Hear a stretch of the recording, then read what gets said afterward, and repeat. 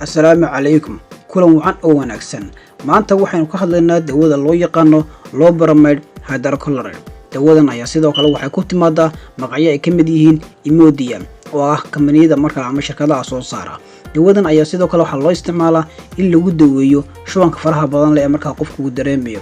Saxaatay dawadan waxaa kaloo loo isticmaali karaa xanuunada ku dhaca dheefshiidka sida calool istaaga ama calool fadhiga, sidoo kale calool majiradka.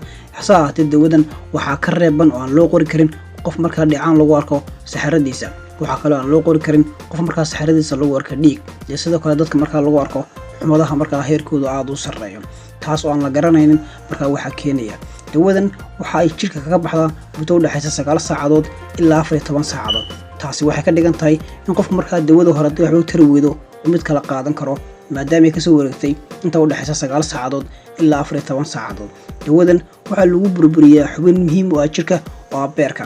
waxaan filayaa inaad ka faa'iideysan doonto markaa inaad la wadaagi doonto cid kasta markaa u aragto in ay markaa ay ka faa'iideysan karto.